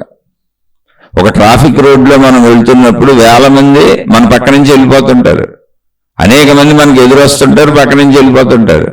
ఇదేంటి ఇంత ట్రాఫిక్ ఉంది, రోడ్డు అంతా ఖాళీ చేస్తే నేను ఒక్కడనే వెళ్తానని మనం చెబితే ఎప్పటికైనా జరుగుద్ది? అసలు రోడ్డు వేసింది అందరి కోసం కదా. ట్రాఫిక్ అలా ఉంటుంది, దాన్ని పట్టించుకోబాక. దాన్ని తప్పించుకుంటూ నువ్వు వెళ్ళిపోతుంది. దాన్ని పట్టించుకో, ఎంత పట్టించుకోవాలి తప్పించుకుంటానికి. అలాగే శరీర భావాలు పట్టించుకో, ఎందుకని ఆ పని నడవడానికి, అవసరం నడవడానికి, నువ్వు బతకడానికి అంతే. అది పట్టుకు ఏలాడబాక, వదిలేసే. ఆ పని అయిపోయింది, వదిలేసే, కొంత సమయం మిగిల్చుకో. ఇప్పుడు ఆత్మభావాన్ని ధ్యానం చేసుకో. అనంత ఆత్మశక్తి సాధన ద్వారా మనం ఎలా అర్థం చేసుకోగలమని గారు అర్థం చేసుకోవటం కాదు, అది మనం అయిపోవాలి. అర్థం అవడం అంటే వింటే అర్థమైనట్టు ఉంటుంది, అర్థం అవ్వటం కాదు, అది మనం అయిపోవటం. కాబట్టి ఇప్పుడు కూర్చో, ఇప్పుడు శరీరం శుభ్రంగా తిని, ఇంకా ఆకలి లేదు ఇప్పుడు, అలాంటి స్థితి పెట్టుకో. దాహం వద్దు, ఇప్పుడు దాహం లేదు, అలాంటి స్థితి పెట్టుకో. ఇప్పుడు ఎవరితో ఏ పని లేదు, అటువంటి స్థితి పెట్టుకో. అటువంటి సమయం చూసుకో, కొంత సమయం మిగుల్చుకో. నీ ఇష్టం, పావు గంట, అరగంట, గంట. శరీర భావాలను వదిలేస్తాను, ఆత్మభావ సాధన చేసుకుంటాను. ఇప్పుడు నా సాధన ఏంటి? ఆత్మభావ సాధన. ఆత్మభావం ఏంటి? ఆత్మ నిరాకారము. కాబట్టి ఏ ఆకారం నీకు ధ్యానంలోకి రాకూడదు, ధ్యాసలోకి రాకూడదు.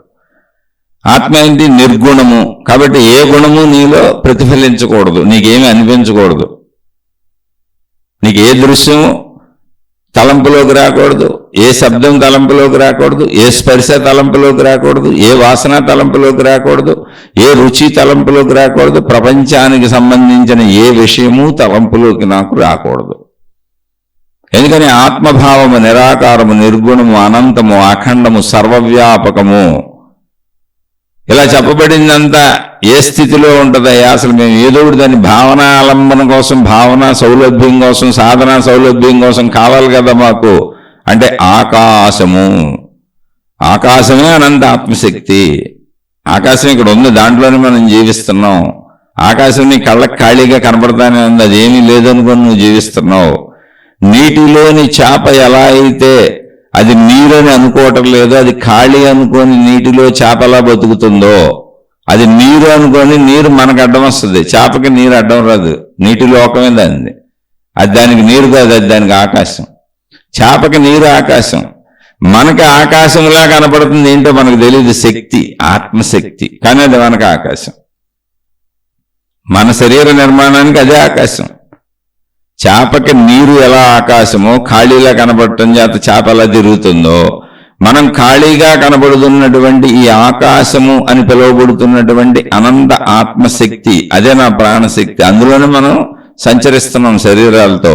ఇప్పుడు ఆత్మభావ సాధన చేస్తున్నాను అంటే ఆకాశ ధ్యానం చేయంతే, ఇంకేం చేయక్కర్లేదు. ఆకాశ ధ్యానం అని నేను కొత్తదేదో కనిపెట్టాను మళ్ళీ చెప్పాను అనుకోబాక, నాకు అలా పేర్లు చెప్పడం ఇష్టం ఉండదు. అలా పేర్లు చెప్పకపోతే మీరు ఎప్పటికీ ప్రశ్నలు అడుగుతూనే ఉన్నారు. అడగండి, తప్పులేదు, చక్కగా అడగండి. మీరు అడగాలి, నేను చెప్పాలి, మనం దీన్ని విశ్లేషించుకోవాలి, అప్పుడే ముందుకెళ్ళగలుగుతాం. మనకు కూడా ఇది సజ్జన సాంగత్యం అవుతుంది, సత్సాంగత్యం అవుతుంది. ఆకాశ ధ్యానము. నువ్వు ఎక్కడ కూర్చున్నావో అక్కడ కరిగి కలిసిపో. ఎలా? నీ నిద్రలో నువ్వు ఒక చోట నిద్రపోయావు మంచం మీద, నీకు మంచం మీద నువ్వు పడుకునేటప్పుడు నువ్వు మంచం మీద పడుకున్న తీరు నీకు గుర్తుంది, నీ శరీరం పడుకోబెట్టడం గుర్తుంది, కాసేపు తర్జన భర్జన పట్టడం గుర్తుంది, పడుకోకముందు నువ్వు చేసిన పనులన్నీ గుర్తున్నాయి. నిదానంగా నిద్రలోకి జారిపోయావు, ఇక నీకే గుర్తు లేదు, గాఢ నిద్రలోకి వెళ్ళిపోయావు. అసలు నీ ఎరుకు కూడా నీకు లేదు, మంచము లేదు, ఇల్లు లేదు, అసలు నేనే లేను, అసలు ప్రపంచమే లేదు. అంటే ఏంటి? అభావస్థితి, ఆకాశతత్వానికి వెళ్ళిపోయావు. నీలోనే ఉన్న నీ ప్రాణశక్తి తత్వం అది. నువ్వు ఎక్కడికి వెళ్ళా, నీ శరీర మనస్సును వదిలి నీ ప్రాణశక్తిలోకి వచ్చావు. ప్రాణశక్తి తత్వంలో ఉన్నావు, అదే నిద్రాస్థితి అని చెబుతున్నావు. ఇప్పుడు అదే ప్రాణశక్తి స్థితి నీకు తెలియదు కనుక, ప్రాణశక్తి అంటే నీకు కనపడుతున్న ఆకాశం, నీ చుట్టూ ఉన్న ఖాళీ ఏదుందో అది ఖాళీ కాదు, అది శూన్యము కాదు, అది అనంత ఆత్మశక్తి, అదే ఆకాశము. మరి శూన్యం అంటే ఏమీ లేదనుకుంటావు, ఖాళీ అంటే ఏమీ లేదనుకుంటావు. కాదు, అది సంపూర్ణతతో కూడిన శక్తి. ఆ శక్తిలో సృష్టి ఉంది, అంత సంపూర్ణమైన సృష్టి. ఎంత సంపూర్ణమైన సృష్టి శక్తి అది అంటే, మొత్తం సృష్టిలో ఎన్ని శక్తులు ఉన్నాయో అంతకంటే ఘనమై మొత్తం ఆ శక్తిని తనలో ఇముడ్చుకొని తన నుంచే ఆ శక్తిని వ్యక్తపరిచినటువంటి అద్భుతమైన ఘనమైన శక్తి. కానీ అది ఆకాశము ఖాళీలా మనకు అనిపిస్తున్నది, అది దాని స్వరూప స్వభావం. ఆ స్వరూప స్వభావాలను ధ్యానం చేయి. ఇప్పుడు తినాలన్నప్పుడు ఆహార పదార్థాలను ధ్యానిస్తున్నాం అనుకోవటమేగా. రోజు నా భార్య పిల్లలు, నా కుటుంబం, నా ఇల్లు, నా శరీరం, నా ఆస్తిపాస్తులను ధ్యానించటమేగా. ఇదంతా లేచిన కాడి నుంచి, మెలకు వచ్చిన కాడి నుంచి ఇదంతా అభ్యాసం చేయటమేగా. శరీరంతో జీవితం అంతా అదేగా. అందుకే అవి అనిపిస్తున్నాయి. శరీరం ఎందుకు గుర్తొస్తుంది, శరీర వ్యాధులు ఎందుకు గుర్తొస్తున్నాయి, బాధలు ఎందుకు గుర్తొస్తున్నాయి, చెడు అలవాట్లు ఎందుకు గుర్తొస్తున్నాయి, ఒడిదుడుకులు ఎందుకు గుర్తొస్తున్నాయి, అశాంతికరమైన విషయాలు ఎందుకు గుర్తొస్తున్నాయి అంటే శరీరపరమైన జీవితం అంతా దానికి సంబంధించిందే. అందులో నష్టం వచ్చిందనుకో, డబ్బు పోయిందనుకో, మన బతుకు ఇబ్బంది అవుద్దేమో, అనారోగ్యం వచ్చిందనుకో, నాకేమన్నా అవుద్దేమో, మా వాళ్ళకి ఏమన్నా అవుద్దేమో, ఇది శరీరపరమైన జీవితం. కాబట్టి అక్కడ సత్యమే, శరీరపరంగా అదంతా సత్యమే. ఇప్పుడు అది మరిచిపోయి నాకు ఆత్మభావన ఎందుకు రావటం లేదు అంటే నువ్వు ఆత్మభావన సాధన చేయట్లేదు. ఎవరైనా నువ్వు అన్నాను ఏకవచనంలో ఎవరికి చెబుతున్నాను అనుకో, మాట్లాడేటప్పుడు భాషాపరంగా అలా వస్తుంది, ఎవరిని ఉద్దేశించి కాదు, మామూలుగా చెబుతున్నా. ఇద్దరు వ్యక్తులు మాట్లాడుకుంటున్నప్పుడు వస్తున్న సంభాషణలాగా చెబుతున్నా. నువ్వు సాధన చేయట్లేదు, అభ్యాసైనతు కౌంతేయ, నిరంతరం ప్రాక్టీస్ చేయి, అభ్యాసం చేయి. ఏం అభ్యాసం చేయాలి? ఆత్మశక్తిని అభ్యాసం చేయి. నీకు ఏ భావన కావాలి దాన్ని అభ్యాసం చేయి. అనంత ఆత్మశక్తిని మనం సాధన ద్వారా ఎలా అర్థం చేసుకోగలం? నువ్వు అది అయిపో. ఆకాశతత్వమే అదని బోడిసార్లు చెప్పుకున్నావు. ఆకాశ ధ్యానం చేయి, రోజు కూర్చో, సమయం మిగిల్చుకో, పనులన్నీ చేసుకో. నిద్రలోకి వెళ్ళినప్పుడు ఎలా అయితే పనులన్నీ ముగించుకొని నిద్రకి వెళ్ళడానికి ఉర్రూతులుగిపోతున్నామో, నిద్రకి అన్ని ఏర్పాట్లు ఎలా చేసుకున్నామో, ఫ్యాన్లు వేసుకొని ఆల్అవుట్లు వేసుకొని, మంచి ఆశాకాలం అయితే ఏసీలు వేసుకొని ఎలా ఏర్పాట్లు చేసుకున్నామో అలా ధ్యానానికి ఏర్పాట్లు చేసుకో, సాధనకి ఏర్పాట్లు చేసుకో, తపస్సుకి ఏర్పాట్లు చేసుకో. అంటే ఇన్ని పేర్లు ఎందుకు చదువుతున్నాయంటే ధ్యానం అంటే మళ్ళీ దాన్ని చిత్ర విచిత్రాలుగా చేశారు. బోళ్ళు మంది వచ్చి మహిమలో మాయలు బోళ్ళు చేర్చేశారు, సూక్ష్మ శరీర యానాలు పెట్టేశారు. అసలు ఇలాంటి వాళ్ళు అందరూ రావటం వల్ల అతి తేలికైనటువంటి ఆత్మజ్ఞానం, ఆధ్యాత్మిక చదువు సర్వనాశనం అయిపోయింది. మనిషికి అందకుండా పోయింది. అది మనిషికి సహజత్వ స్థితి, ప్రాణశక్తి స్థితి. శరీరం ఎంత సహజమో, మనసు ఎంత సహజమో, ప్రాణశక్తి స్థితి అంతే సహజం. ఈ మధ్యలో వచ్చి అనేక రకాల మాయలు, మహిమలు, అద్భుతాలు సృష్టించినటువంటి ఈ సంస్థలు, ఈ గురువులు, ఈ మహాత్ములు అనే పేర్లతో ప్రజల్ని తప్పుదోవలు పట్టించిన వాళ్ళ వలన ఇది చాలా కష్టమైపోయింది. కానీ ఇది ఒరిజినల్గా మనిషి యొక్క సహజ స్థితి. అది మనిషి తనే. తత్వమసి, అది నీవే ఉన్నావు, నువ్వే ఆత్మస్వరూపుడివి. ఆత్మ వేరే అయింది కాదు. సత్యం, జ్ఞానం, అనంతం బ్రహ్మ అని చెప్పారు మహాత్ములు. నాయన నువ్వు ఏదైతే తెలుసుకుంటున్నావో ఆ జ్ఞానమే సత్యము, అదే ఆత్మస్వరూపము, అదే అనంతము, అదే బ్రహ్మము. అది కరెక్టే, నువ్వు దాన్ని తెలుసుకో అని చెప్పారు. అయమాత్మా బ్రహ్మ అనే భావానికి రమ్మన్నారు. అయమాత్మా బ్రహ్మ అనే భావాన్ని ఇప్పుడు సాధన చెయ్యి. ఆ సాధనే ఆకాశ ధ్యానము, ఆత్మధ్యానము. ఆత్మధ్యానం అంటే మళ్ళీ ఏదో ఊహించుకోబోకండి. ఆకాశ ధ్యానం అని అందుకే చెప్పాను. నీ చుట్టూ ఉన్న ఖాళీలో కరిగి కలిసిపో, నువ్వు ఖాళీ అయిపో, ఆకాశం అయిపో. భావనాత్మకంగా అలా కలిపేసుకో. నిన్ను శరీర భావాన్ని ఉంచుకోబాక, మనోభావాలు ఉంచుకోబాక, ప్రాపంచిక భావాలు ఉంచుకోబాక. నిద్రలో ఎలా అయితే శరీర మనోభావాలు విలీనమైపోయి కేవల ప్రాణశక్తి భావన మాత్రమే ఉండి ఇంకేమీ లేదు, జస్ట్ నిద్రపోతున్నాను అంతే. అది నిద్ర లేచినాక చెబుతాను. అక్కడ ఏమీ లేకుండా ఎలా పోయిందో ఇప్పుడు ఎరుకలో అలా ఏమీ లేకుండా ఆకాశ ధ్యానం చేయి. అంటే ఏమీ లేకుండా అంటే ప్రాపంచిక విషయాలు లేవు, శరీర భావాలు లేవు, మనోభావాలు లేవు, ప్రాపంచిక భావాలు లేవు. ఇది స్టార్టింగ్లో కుదరకపోవచ్చు, కానీ రోజు ప్రాక్టీస్ చేయండి. సాధన చేత అన్నీ సమకూరుతాయి. అందుకే ఇది రోజు చెప్పుకుంటున్నాం కూడా. అలా అనంత ఆత్మశక్తి సాధన అనేది ఆకాశ సాధన, ఆకాశ ధ్యానము, ఆకాశ తపస్సు. ఆకాశ స్వరూపంగా నువ్వు అందులో కలిసి కరిగిపో. భావనాత్మకతలో అందేది. ఎందుకని? అదే ఆత్మస్వరూపము కనుక, అదే అనంత ఆత్మశక్తి కనుక, అదే ప్రాణశక్తి కనుక, ఉన్నది అదే కనుక. సర్వవ్యాపకముగా ఉన్నదేంటి ప్రపంచంలో గమనించి చూడండి. సర్వవ్యాపకముగా ఉన్నది ఒక ఆకాశతత్వమే కనపడుతుంది మీకు. అనంతముగా ఉన్నది ఏంటని పరిశీలించి చూడండి. అనంతముగా ఉన్నది ఒక ఆకాశతత్వమే కనపడుతుంది మీకు. నిరాకారముగా, నిర్గుణముగా ఉన్నదేంటి మీరు పరిశీలించండి, ఒక్క ఆకాశతత్వమే కనపడుతుంది. ఎందుకని? వాయువుకి వెళ్ళారనుకోండి, వాయువులో మళ్ళీ గుణం కనపడుతుంది, అది తాకుద్ది మిమ్మల్ని వచ్చి, స్పర్శ తెలుస్తుంది. ఆకాశతత్వం అలా తెలీదు, నిరాకారము, నిర్గుణము. దానికి ఆకారం లేదు, గుణము లేదు, అసలు తెలియబడేది ఏమీ లేదు. అందులో ఉన్నదంతా శక్తి స్వరూపం అంతే. తెలియబడేది ఉండాలంటే అది రెండవది ఉండాలి. అందుకని నువ్వు అందులో కలిసిపోవటమే, అది నీకు తెలియబడటం ఉండదు. నువ్వు అనంత ఆత్మశక్తి భావనలో లీనమైపో, ఆకాశ ధ్యానం చేయి. అది రోజు ప్రాక్టీస్ చేసుకోవాలి. నిద్ర సహజంగా సృష్టించింది, ఆ స్థితిని మనం మెలకువలో ప్రాక్టీస్ చేయాలి. అంతకంటే అందులో అద్భుతం ఏమీ లేదు. అసలు ప్రాక్టీస్ చేయట్లే మనం. ఎందుకంటే కళ్ళు తెరవగానే ఎదురుగుండా కుటుంబ సభ్యులు కనపడతారు, లేవగానే పొద్దున్నే కాఫీనో టీనో వాళ్ళు తెచ్చివ్వాలి, కాలకృత్యాలు తీర్చుకోవాలి, ఇంట్లో వాళ్ళతో కౌరులు చెప్పుకుంటాం, మన వాళ్ళతో ముచ్చట్లాడుకుంటాం, బయట ఫ్రెండ్స్తో కౌరులు చెప్పుకుంటాం. అన్ని రకాల అలవాట్లు ఏ ఒక్కటే మానం. సినిమాలు మానం, షికారులు మానం, మనకేముంటుంది? లేదు ఒకళ్ళు పుణ్యక్షేత్ర యాత్రలు ఉంటే పుణ్యక్షేత్ర యాత్రలు, తీర్థయాత్రలు ఉంటే తీర్థయాత్రలు. మన ఎంటర్టైన్మెంట్ ఏది మనం అది మంచిదా చెడ్డదని నేను చెప్పట్లేదు. అసలు కదలిక మన ఎంటర్టైన్మెంట్ అంతా కదలిక అంటే మనసుకు సంబంధించింది, శరీరానికి సంబంధించింది. నిశ్చలత్వ సాధన ఏం చేస్తున్నారు? నేను అలా రోజంతా చేయమని కూడా చెప్పట్లా. ముందు పావు గంట, అరగంట, గంట మీరు మొదలు పెడితే అది మీకు అర్థమైతే, అది అనుభవం అయితే, అదే తర్వాత మిమ్మల్ని ఈడ్చుకొని గుంజుకొని ఎందుకు వెళ్ళిపోద్ది. ఎందుకని అలవాటు అయినది ఏదైనా గుంజుకెళ్ళిపోద్ది. ఓ సిగరెట్ అలవాటు అయితే పదే గుంజి తాగేయాలనిపిస్తుంది, తాగేస్తుంటారు. ఓ మందు అలవాటు అయితే పదే మళ్ళీ తాగేస్తుంటుంది. ప్రాణం పోతుందన్నా తాగేస్తూనే ఉంటారు వాళ్ళు. ఎందుకని అది గుంజుకెళ్ళిపోద్ది, అలవాటు అయిపోద్ది. అలా వ్యసనాలు ఏదైనా అలవాటు అయిపోతాయి. అలవాటు అయిపోయినాక వ్యసనాలు అయిపోతాయి. వ్యసనాలన్నీ నిన్ను గుంజుకుపోతాయి. నువ్వు వ్యసన విముక్తుడు కావటం అంత తొందరగా ఈజీ అయిన విషయం కాదు. కానీ అది ఎలా అయింది? అలవాటు. మొదటిసారి కాల్చినప్పుడు సిగరెట్ అలవాటు కాదు, రెండోసారి అలవాటు కాదు, మూడోసారి అలవాటు కాదు, పదే కాల్చి అలవాటు చేసుకున్నాం.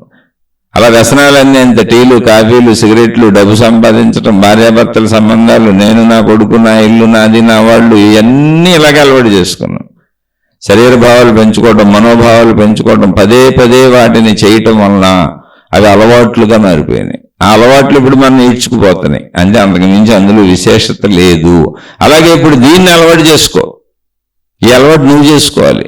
అనంత ఆత్మశక్తిని ఆ సాధనతో నిత్యము అలవాటుగా చేసుకో. ఎంత అంటే అలవాటు నిన్ను ఈడ్చుకుపోయేంత వరకు.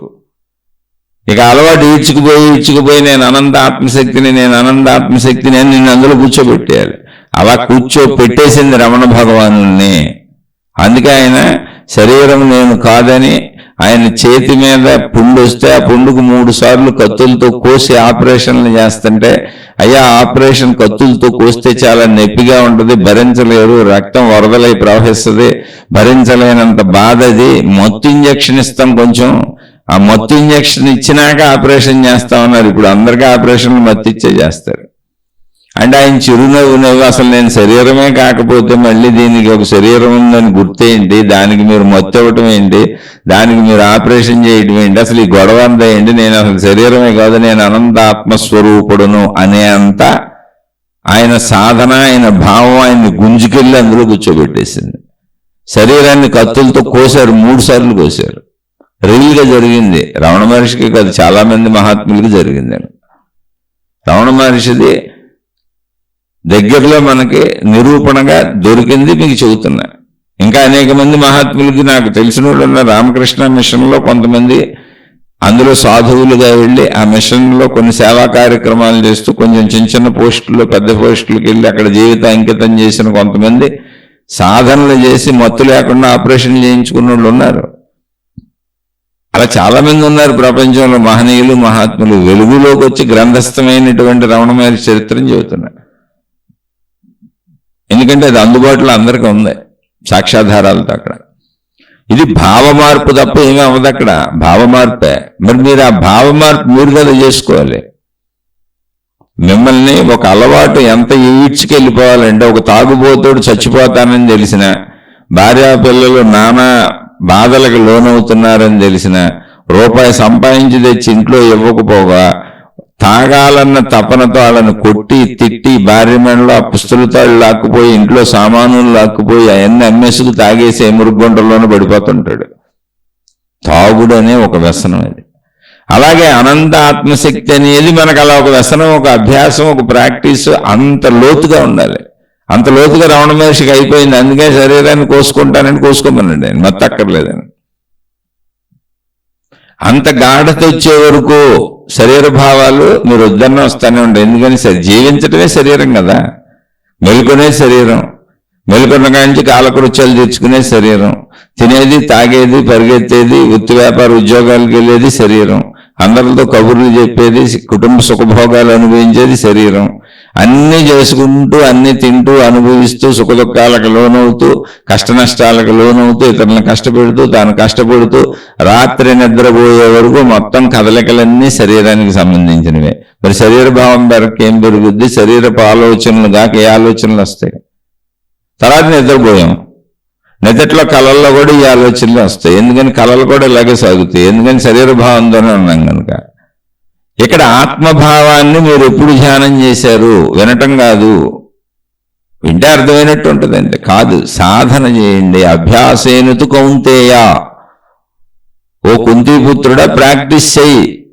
నేను ఈ భగవద్గీత అంతా బోధించాను కదా, అందువల్ల ఇదంతా నాకు తెలుసు. ఇప్పుడు నేను దీన్ని నీకు తీర్థం ఇచ్చినట్టు ఇచ్చేస్తే, నువ్వు తీర్థం తాగినట్టు తాగేస్తే నీకు ఆత్మజ్ఞానం వచ్చేస్తుందని అనుకోబాక. భాషాపరంగా చెప్పాను తప్ప అనుభవపరంగా నువ్వే సాధించుకోవాలి. ఎలా సాధించుకోవాలి? రోజు ప్రాక్టీస్ చేయంతే. ప్రాక్టీస్ చేయడానికి అవసరమైన సమస్తము భగవద్గీత రూపంలో బోధించేశాను. దాన్ని చదువుకో. నీకు ఏ సందేహాలు వచ్చినా దాన్ని చదువుకో, దాన్ని మళ్ళీ తిప్పి తిప్పి చదువుకో, సాధన చేసుకుంటే. అలా ఆకాశ ధ్యానం చేయండి. ఏదో ఒక పేరు పెట్టాలంటే ఆకాశ తపస్సు చేయండి. ఏంటిది? ఆకాశంలో కరిగిపోండి, కలిసిపోండి. శరీర భావాలు వదిలేయండి, మనోభావాలు వదిలేయండి, ప్రాపంచిక భావాలు వదిలేయండి.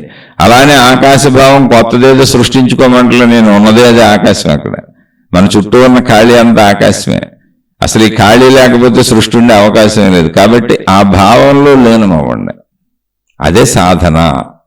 అది తప్ప ఏ సాధన చేసినా మళ్ళీ మీరు మనోసాధన, శరీర సాధన, ప్రపంచ సాధన చేస్తున్నారు. అది దేవుడు అవ్వచ్చు, మతం అవ్వచ్చు, మార్గం అవ్వచ్చు, విధానం అవ్వచ్చు, పద్ధతి అవ్వచ్చు, ప్రార్థనాలయాలు అవ్వచ్చు, ఏదైనా కానివ్వండి. మళ్ళీ ఒక ఆకాశ ధ్యానము తప్ప, అదే ఆత్మధ్యానము తప్ప, ఈ ఆకాశ ధ్యానం తప్ప మీరు ఏం చేసినా మళ్ళీ శరీర భావం పెరుగుద్ది, మనోభావం పెరుగుద్ది. ఎందుకంటే దేవుడు అంటే మళ్ళీ మీకంటే రెండవ వాడు అక్కడ ఉండాలి. దేవత అంటే మీకంటే రెండవ వాళ్ళు అక్కడ ఉండాలి. గురువు అంటే మీకంటే రెండవ వాళ్ళు అక్కడ ఉండాలి. గ్రంథం అంటే మీకంటే రెండవది ఒకటి ఉండాలి. మీకు భిన్నంగా ఏదున్నా అది మీ ఆత్మతత్వపు స్థాయిని పడగొట్టేస్తూ ఉంటుంది. మిమ్మల్ని ఆత్మతత్వంలో నిలబడినవదు. అయితే అక్కడికి చేరుకునే వరకు నాకు అంత సమర్థత లేదు, నేను ఇవన్నీ చదువుకుంటూ కొద్ది కొద్దిగా అక్కడికి వస్తానంటారు. అవన్నీ మంచి మార్గాలు, అలా ప్రయత్నించుకోండి. అంటే ఇంత ఈజీగా చెప్పింది చేయలేకపోతున్నాం. నాకు ఆకాశ జ్ఞానం కుదరదు, లేదా నాకు ఇది నచ్చదు, నాకు దేవుడు కావాలి, ఒక గురువు కావాలి, ఒక మతం కావాలి, ఒక మార్గం కావాలి, ఒక గ్రంథం కావాలి, మహిమలు కావాలి, మాయలు కావాలి, అద్భుతాలు కావాలి, నాకు శరీర సంబంధిత విషయాలన్నీ కోరికలు తీర్చుకోవాలి, రక్షణలు కావాలి, భయాలు ఉన్నాయి, నాకు ధైర్యానికి ఒక ఆలంబన కావాలంటే మీ ఇష్టం వచ్చినట్టు మీరు వెళ్ళండి. కానీ అతి తేలికైనటువంటి స్ట్రైట్ సూటి మార్గము నీలోకి నువ్వు వెళ్ళిపోతావు. నీ ప్రాణశక్తిని నువ్వు తెలుసుకుంటున్నావు అంతే. నువ్వేం చేయట్లా. ఆకాశ ధ్యానం అంటే ఏంటి? నీ శారీరక స్థితి నుంచి, నీ మనోస్థితి నుంచి నీ ప్రాణశక్తి స్థితికి వెళ్ళి కూర్చుంటున్నావు అంతే. నీ ప్రాణశక్తి ఆకాశ స్వరూపము. ఆకాశ స్థితిలో కరిగి కలిసిపోయింది అంటే ఏంటి? నీ ప్రాణశక్తి స్థితిలో కరిగి కలిసిపోతున్నావు, అందులో కూర్చుంటున్నావు అంతే. అదే నిద్రాస్థితిలో జరుగుతుంది. లేనిదేం చెప్పబడట్లేదు. లేదండి ఇంత ఈజీగా, ఇంత తేలిగ్గా అసలు అంటే ఏదో అక్కడ ఉన్నట్టే అనిపించట్లేదు, ఏదో చేసినట్టు అనిపించట్లేదు, ఏదో పొందినట్టు అనిపించట్లేదు. మరీ ఎంత చేసి శూన్యాన్ని పొందేది లేదు, ఏదో పొందినట్టు ఉండాలి. మెరుపులు మెరవాలి, రంగులు వెల్లువిరియాలి, ఇంద్రధనుస్సులు ఉండాలి, వెలుగులు చెమ్మాలి, మాయలు మయంగా అద్భుతాలు జరగాలి అంటే మీకు నచ్చిన మతాల్లో, మార్గాల్లో, గురువులతో వెళ్ళిపోయిన బోల్డ్ ఉన్నాయి ప్రపంచవ్యాప్తంగా. అవన్నీ తయారు చేశారు బోల్డ్ మంది వాటిని ప్రచారం చేస్తున్నారు. అసలు వాళ్ళే మీ ఇళ్ళ చుట్టూ తిరుగుతూ ఉంటారు. మీకు నచ్చిన వాళ్ళని పట్టుకు వెళ్ళిపోండి. కానీ నిజంగా ప్రాణశక్తి ఏంటంటే ఇదే ఎంత తేలిగ్గా ఉంటుంది. ఇదే ప్రాణశక్తి సాధన, అదే ఆత్మశక్తి సాధన, అదే ఆకాశ సాధన. నేనే నా స్వస్వరూపం అది. అలా రోజు ప్రాక్టీస్ చేసుకోవటం తప్ప దారి లేదు. ఇక ఇన్ని రకాలైన ఇష్టాలు, అయిష్టాలు, బాధలు, శరీర భావాలు, డబ్బు బాధలు, ఆర్థిక బాధలు, సామాజిక సమస్యలు, ఇవన్నీ ఎందుకు పదే పదే వీటినే గుర్తుపెట్టుకుంటాం? ఆత్మశక్తి ఎందుకు గుర్తుపెట్టుకోండి? శరీరంతో జీవించేటప్పుడు దాంతోనే జీవించాలి కనుక అవే విషయాలు కనుక. శరీరానికి ఏంటి? డబ్బు అవసరం, ఆహారం అవసరం, అంటే ఏ అవసరాలకైనా ధనం అవసరం. మంచి చెడులు ప్రపంచంలో ఉంటాయి. మన చుట్టూ ఉన్న వాళ్ళు మనకి చెడు చేయొచ్చు, మంచి చేయొచ్చు, మన కుటుంబ సభ్యులు చెడు చేయొచ్చు, మంచి చేయొచ్చు. కాబట్టి అయ్యే మాట్లాడుకుంటాం. అయితే ఆర్థిక విషయాలు, లేదా అనారోగ్య విషయాలు, లేదా మంచి చెడుల విషయాలు, వీటి వలన కలిగేటువంటి ఒడిదుడుకులు, అశాంతులు. అయితే శాంతి, లేదా అశాంతి. కాబట్టి అయ్యే ఆలోచిస్తాం, అయ్యే మాట్లాడుకుంటాం. అనంత ఆత్మశక్తిని ఎందుకు అర్థం చేసుకోలేకపోతున్నామంటే, కాదు ప్రాక్టీస్ చేయండి. అర్థమైంది. అర్థమైపోతే అసలు ఇది వినరు మీరు. అర్థం అవటం వేరు, అది నేనవటం వేరు. అనంతాత్మశక్తి నా ప్రాణశక్తి. నేనే, నా శరీరము, నా మనస్సు, నా ప్రాణశక్తి. నేను నా ప్రాణశక్తి దాకా వెళ్ళటం లేదు. నా శరీర మనస్సులతో ఆడుకొని నిద్రపోయి లభిస్తున్నా. ఒకవేళ ప్రాణశక్తి దగ్గరికి వెళ్ళాను, సృష్టి సహజంగా చేసినటువంటి ఏర్పాట్లో దాన్ని నిద్ర అనుకొని దాన్ని పట్టించుకోకుండా లెగిసి వచ్చేస్తున్నా, మళ్ళీ మెలకువలో తిరుగుతున్నా. అందుకని మెలకువలో ప్రాణశక్తి సాధన చేసుకోవాలి. అలా ఈ అశాంతి ఒడిదుడుకులు నన్ను పట్టించుకోబాకండి, శరీరం ఉన్నంత వరకు ఇవి ఇలాగే ఉంటాయి. వాటిని మీరు ఎంత తక్కువ పట్టించుకుంటే అంత మాయమైపోతాయి. అవి అక్కడ ఉన్నాయి కాదు, లేనివి కాదు. అశాంతి అంటే ఏంటి? నాకు నచ్చంది అశాంతి. నాకు సరిపోనంత డబ్బు నాకు సరిపోవట్లేదు అశాంతి. ఎంత సరిపోద్ది? ఎంతైతే సరిపెట్టుకుంటావు అది మళ్ళీ నా కోరిక. నాకు నచ్చనివి అన్నీ నాకు అశాంతి. నీకు నచ్చినవి ఏంటి? అన్నీ నీకు నచ్చినవి జరగాల, ప్రపంచం అంతా నీకు నచ్చినట్టు నడవాలి. నడుస్తుందా? కుదరదు. కాబట్టి ఇవన్నీ కొంచెం జ్ఞానయుతంగా ఆలోచించుకొని ఇది ఇలాగే ఉంటుంది, శరీరపర జీవితం ఇలాగే ఉంటుంది, ప్రపంచ జీవితం ఇలాగే ఉంటుంది, దాని గురించి ఎక్కువ ఆలోచించక్కర్లేదు. ఏదొస్తే దాన్ని ఎదుర్కొంటూ వెళ్ళిపోతుంది. మంచి వస్తే స్వీకరిద్దాం, చెడు వస్తే అనుభవిద్దాం, అలా జీవించుకుంటూ వెళ్ళిపోవటమే. వీలున్నంత వరకు మనం చెడు చేయకుండా ఉంటే మన జీవితంలోకి చెడు రాదు. ఇది కర్మ సిద్ధాంతపు విధానాన్ని మనకు ముందు తరాలలో జీవించిన మహాత్ములు చెప్పినటువంటి సూచన. చెడు రాదని నువ్వు ఎంత అనుకున్నా అసలు వృద్ధాప్యంలో నువ్వు కష్టపడక తప్పదు. శక్తిహీనుడివి, శక్తిహీనురాలు అవుతావు. మరణం తప్పదు. నీకున్న వాళ్ళందరినీ నీ ఆస్తిపాస్తులతో సహా నీ సమస్త బంధములు వదిలేసి మరణించక తప్పదు. శక్తిహీనతనే వృద్ధాప్యము తప్పదు, మరణము తప్పనప్పుడు శరీరంతో బాధ లేకుండా ఎందుకు ఉంటుంది? కాబట్టి శరీరమే బాధ, పరిమితత్వమే బాధ. ఎప్పటికీ ఆ పరిమితత్వం బాధ. ఎందుకంటే దాన్ని రక్షించుకొని కాపాడుకుంటూ ఉండాల్సిందే. ఎంత ట్రై చేసినా అది నశించిపోద్ది. కానీ దాన్ని అది ఇలా ఉంటుందని అర్థం చేసుకొని వదిలేయడం తప్ప దానికి ఇంకో దారి లేదు. అది అలాగే ఉంటుంది. ఎవరికైనా అంతే, మహాత్ములకైనా అంతే, ఎవరికైనా అంతే. మహాత్ములు కూడా శరీరాలు వదిలేశారు, వృద్ధాప్య బాధలు అన్నీ పడ్డారు. కానీ శరీర స్థితి అంతే. వదిలేయండి, దాన్ని వదిలేయడం అలవాటు చేసుకోండి. ఆత్మ సాధన చేయండి, ప్రాణశక్తి సాధన చేయండి, ఆత్మధ్యానం చేయండి, ప్రాణశక్తి ధ్యానం చేయండి. అదే ఆకాశ ధ్యానము. ఆకాశ స్థితే నాలోని ప్రాణశక్తి. అదే సమస్తము వ్యాపించి ఉన్న సర్వవ్యాపక ఆత్మశక్తి. అలా ఆత్మశక్తిగా సర్వము వ్యాపించి ఉన్నది ఈ సృష్టిలో ఏకైకమైనది ఒక్కటే, అదే ఆకాశము. ఆత్మ గురించి ఏం చెప్పారు? అవన్నీ సూట్ అవుతుంది ఆకాశానికి. నిరాకారము, నిర్గుణము, సర్వవ్యాపకము, అనంతము, అఖండము. ఇంక చూసుకోండి. అనిర్వచనీయము అంటే వచనములతో చెప్పడానికి వీలు లేదన్నారు. ఎందుకని ఆకాశంలో ఏమన్నా ఉంటే ఎలా ఉంది అలా ఉందని చెప్పచ్చు. ఏమీ లేని దాని గురించి ఏం చెబుతాం? అది శక్తి. అవాంగు మానస గోచరము. వాక్కులకే కాదు, మనసుతో ఊహించటం కూడా కుదరదన్నారు. ఓ చెట్టును చూసామనుకోండి ఊహించుకోవచ్చు, ఓ మనిషిని చూసామనుకోండి ఊహించుకోవచ్చు, ఏమైనా తిన్నామనుకోండి ఊహించుకోవచ్చు. ఆకాశంలో ఏముందని ఊహిస్తావు? దాని యొక్క అనంతత్వపు ఎరుకలో కరిగి కలిసిపోతావు అంతే. ఆకాశ స్థితిని ఎప్పుడైతే ధ్యానం చేస్తావో నువ్వు కూడా మిగలకుండా పోతావు.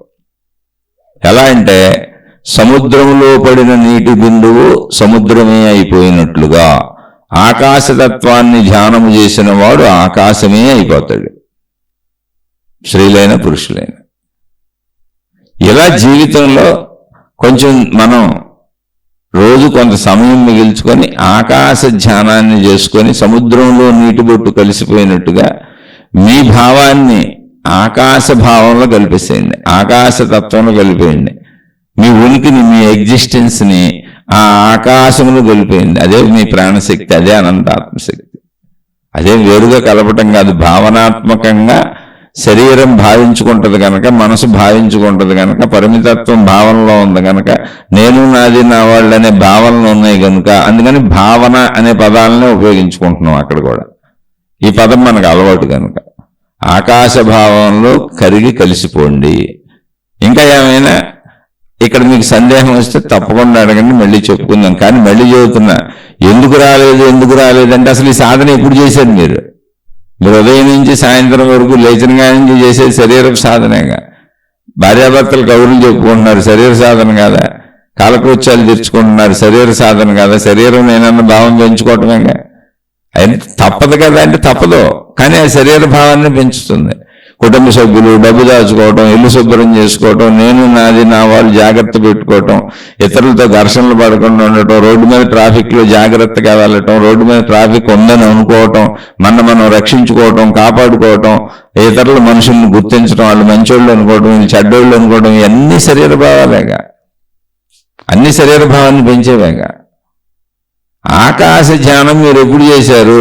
ఆత్మశక్తి భావాన్ని ఎందుకు అర్థం చేసుకోలేకపోతున్నామని అడుగుతున్నారు. అసలు ఎప్పుడు సాధన చేశారు? ఎప్పుడు ప్రాక్టీస్ చేశారు? అలవాటు చేసుకోండి. అన్ని అలవాటు చేసుకున్నారు, ఇది అలవాటు చేసుకోవాలంటే.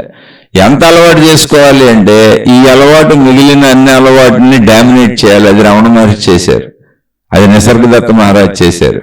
అలా చేసిన మహానుభావులు ఎంతోమంది ఉన్నారు. మీరు కూడా ప్రయత్నించండి, నేను కూడా ప్రయత్నిస్తాను. మనం ప్రయత్నిద్దాం. అలా పొందిన మహాత్ములు అందించిన ఆత్మజ్ఞానాన్ని అర్థం చేసుకుంటూ ప్రయత్నిస్తే తప్పకుండా అటువంటి మహాత్ముల ఆశీస్సులు ఫలం మనకు తప్పకుండా ఉంటుంది. ఎందుకని వాళ్ళ ఆశీస్సులే ఈ గ్రంథాలుగా, ఈ బోధలుగా మనకు అందించారు. వాళ్ళ ఆశీస్సులు లేకపోతే ముందు తరాల మానవాళి ఇవి తెలుసుకోవాలి అని అనుకోకపోతే వాళ్ళు ఎందుకు చెబుతారు? కాబట్టి వాళ్ళు చెప్పడమే మనకు ఆశీర్వాదం ఇస్తున్నారు.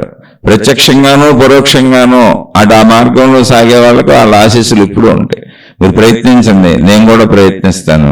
ఆకాశ ధ్యానము దానికి పెట్టుకున్న పేరు, అది ఓన్లీ పేరే.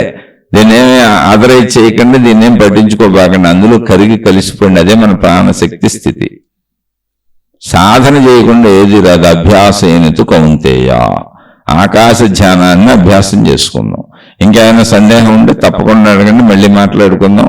మనం ఈ చెప్పుకునే శీర్షికలు విశేషాలన్నీ కూడా ఆ భావాలను పెంపొందించుకోవటానికి, ఆత్మశక్తి అనే, నేను అనంత ఆత్మశక్తిని అనే భావాన్ని పెంపొందించుకోవటానికి, మనలోని శక్తితత్వాన్ని మనం తెలుసుకోవటానికి, మన యొక్క సంపూర్ణతను మనం గ్రహించటానికి, మన యొక్క అమరత్వాన్ని మనం గ్రహించి నేను అమరుడును, నేను అమరురాలును, నాకు మరణము లేదు అనేటువంటి మృత్యుంజయ స్థితిని మనం పొందటానికి. శరీరము శిథిలమవుద్ది అంతే, ఇంకేమీ శిథిలమయ్యేది లేదు. అక్కడ అన్ని శాశ్వతమే. శిథిలమైన శరీరం కూడా ఆ శాశ్వతత్వంలోనే కలిసిపోద్ది. ఇది ఇలా ప్రాక్టీస్ చేద్దాం.